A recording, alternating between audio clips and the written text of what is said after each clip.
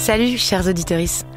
Dans l'épisode de ce jeudi, vous découvrirez la belle voix de la grande féministe américaine Carol Gilligan. Cet épisode est en anglais, on a choisi de ne pas faire de doublage, mais vous trouverez un transcript complet de la conversation sur le site de Binge Audio, binge.audio, pour suivre plus facilement. Et si vous ne comprenez pas du tout cette langue, c'est pas grave, je vais vous raconter un petit peu de quoi on a parlé et pourquoi la thèse de Carol Gilligan sur ce que le patriarcat fait à l'amour m'a bouleversée. Sa pensée a éclairé d'un jour nouveau beaucoup de choses que j'entends autour de moi et beaucoup de questions que vous m'avez posées.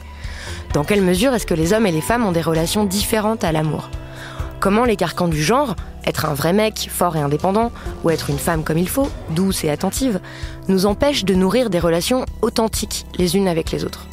Lire ce livre, discuter avec elle, m'a fait considérer d'un autre œil ces hommes que j'ai souvent entendus prétendre qu'ils n'avaient besoin de personne, qu'ils étaient indépendants, qu'ils n'avaient besoin d'aucun soutien émotionnel, et certainement pas d'amis proches à qui se confier, parce que c'est des trucs de gonzesse.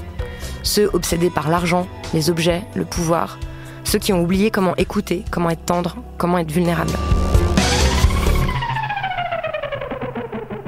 Carol Gilligan est psychologue, elle a enseigné à Harvard, à la New York University, et dans notre conversation, elle a commencé par raconter les différentes études qu'elle a rassemblées sur le développement psychologique des petits garçons, puis des adolescents. Et particulièrement sur le moment où les garçons commencent à vouloir être des vrais mecs, à se différencier des filles en rejetant tout ce qui est codé comme féminin dans notre culture et dans notre société. La gentillesse, l'attention aux autres, l'empathie. Cet âge où ils apprennent à mépriser leurs propres besoins émotionnels et ceux des autres. Les filles, de leur côté, vont apprendre à ne pas exprimer trop clairement leurs opinions, à faire semblant d'être douces et dévouées, à se mettre au service des autres, jusqu'à sacrifier leurs propres besoins, leurs propres intérêts, leur propre voix. C'est la mère toujours présente, la fille toujours gentille, la collègue toujours prête à venir en aide. Et puis toutes celles qui se taisent, par peur d'être rejetées, d'être vues comme folles, trop bruyantes, trop affirmées, trop grande gueule. L'une des questions qu'on se pose dans ce podcast, c'est « mais pourquoi et comment est-ce que le système de domination masculine continue de perdurer ?» Et l'une des grandes explications qu'on a détaillées dans plusieurs épisodes des Couilles sur la table, c'est que la domination masculine, ça procure un certain nombre de privilèges aux dominants. Le privilège de se sentir supérieur aux femmes, le privilège de se décharger sur elles de la plus grande partie du travail domestique, d'être représenté dans les fictions et les médias, d'avoir le pouvoir dans les entreprises, en politique, etc. C'est-à-dire que ceux qui sont en position de domination, ils n'ont aucun intérêt objectif à lâcher leurs privilèges. Et Carol Gilligan, elle fournit une explication complémentaire, d'ordre psychologique, que je vais grossièrement résumer en quelques phrases. En fait, en restreignant les capacités d'empathie des garçons et en étouffant les voix des filles, les carcans du genre nous empêchent de nouer des relations authentiques les unes avec les autres. Et donc ça nous rend tous malheureux. Mais en même temps, ces mêmes codes nous protègent d'un risque terrifiant. Le risque d'être blessé, trahi, abandonné, un risque qui est inhérent à toute relation profonde.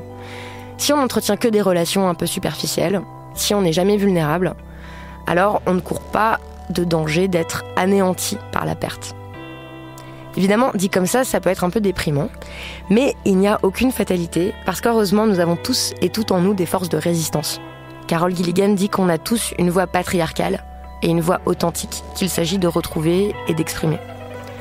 Parce qu'on ne peut jamais complètement oublier nos véritables besoins, parce que nous sommes tous humains, parce que pour être heureux, nous avons besoin d'être en relation les unes avec les autres. Voilà, c'est un peu schématique, mais elle développe tout ça dans l'épisode, et je vous laisse avec sa voix. You know, as the healthy body resists infection, the healthy psyche resists the initiation into patriarchy, whatever gender you are.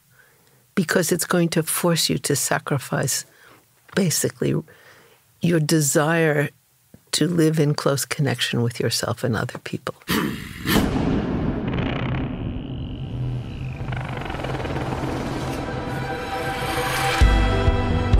Cet épisode est à retrouver dans votre appli de podcast, ainsi que sur binge.audio. Le livre de Carol Gilligan s'appelle « Pourquoi le patriarcat ?». Il est publié aux éditions Climat et disponible en librairie. Bonne écoute et à bientôt pour un prochain épisode des Couilles sur la table. J'en prépare plein, on va parler d'écologie, d'informatique, de santé et de bien d'autres choses encore.